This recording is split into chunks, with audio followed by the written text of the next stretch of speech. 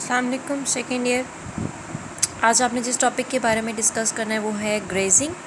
और ग्रेजिंग हम किसको कहते होते हैं? ग्रेजिंग हमारे पास वो प्रोसेस होता है जिसके अंदर एनिमल्स आकर घास खाते हैं, ग्रासेस खाते हैं। ईटिंग ग्रासेस इसको हम कहते हैं कि ये हमारे पास ग्रेजिंग होता है। इसको हम नॉर्मल लैंग्वेज में चरना भी कह सकते हैं, ठीक है। और ऐसे एनिमल्स जो कि आकर ये काम करते हैं चरने का, उनको हम ग्रेजर्स कहते होते हैं। एग्जांपल्स में हमारे पास रोडेंट्स आ जाते हैं, हमारे पास रैबिट्स हैं, हमारे पास गोट्स हैं, काउज़ हैं, बफलो हैं। इसके अलावा हॉर्सेस होते हैं, हिरन वगैरह होती हैं। ये सब के सब हमारे पास ग्रेजर्स होते हैं, यानी कि ये चरने वाले जानवर हमारे पास होते हैं। अब उसके बाद आता है कि दो कंडीशंस हम देखेंगे। एक, अगर चरने वाले ऑर्गेनिज़म्स को हम बिल्कुल ही खुला छोड़ दें, उनकी हम कोई देखभाल ना करें और वो चरते रहें अपनी मर्ज़ी से, तो ओवर ग्रेजिंग से क्या इफ़ेक्ट पड़ता है।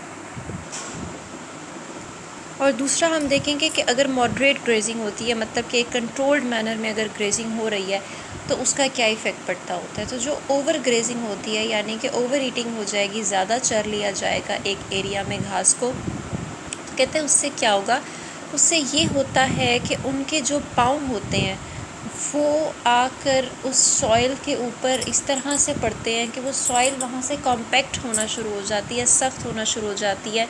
वैसे तो ग्रासेस जो है वो खुद अपने आप को मेंटेन करने वाले होते हैं, सेल्फ सस्टेनिंग होते हैं, यानी कि वो अपने क्वांटिटी मेंटेन कर लेते हैं after certain period of time.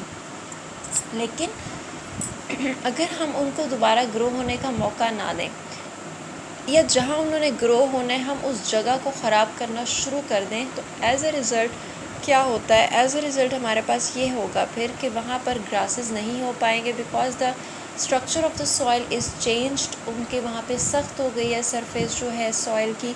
अब वहाँ पे पानी बारिश का वो एब्जॉर्ब नहीं हो पाता है। एब्जॉर्ब ना होने की वजह से वहाँ पर प्लांटेशन या फिर आप कह लो कि ग्रासेस ग्रो नहीं हो सकते। तो ये हमारे पास एक मसला होता है। उसके बाद आ जाया करता है कि समटाइम्स ऐसा होता है कि वो अपर सरफेस को, टॉप सॉइल को पानी जो है वो उसको रिमूव करवा देता होता है, या फिर उनके जो पाँव होते हैं उसी की वजह से ऊपर वाली जो सरफेस होती है वो ख़राब हो जाती है, ख़त्म हो जाया करती है। उसके बाद एंड पे क्या होगा कि बिल्कुल ऐसे अगर हम कंट्रोल नहीं करेंगे तो एंड में हमारे पास बंजर ज़मीन बच जाया करती है। और मॉडरेट ग्रेजिंग अगर हम कराते हैं तो इससे बहुत फ़ायदा होता है। मॉडरेट ग्रेजिंग के अंदर आप काफ़ी सारी स्ट्रैटेजीज़ जो हैं वो अपना सकते होते हैं। एक होती है इसके अंदर कि आपने एरिया स्पेसिफ़िक कर देने हैं कि इस एरिया के अंदर इन दिनों में हम ग्रेजिंग करवाएंगे, फिर बाकी कुछ दिनों के लिए उस एरिया को छोड़ के हम बी एरिया में चले जाएंगे, बी एरिया को छोड़ के कुछ दिनों के लिए हम सी एरिया में ग्रेजिंग करेंगे, फिर हम डी में जाएंगे।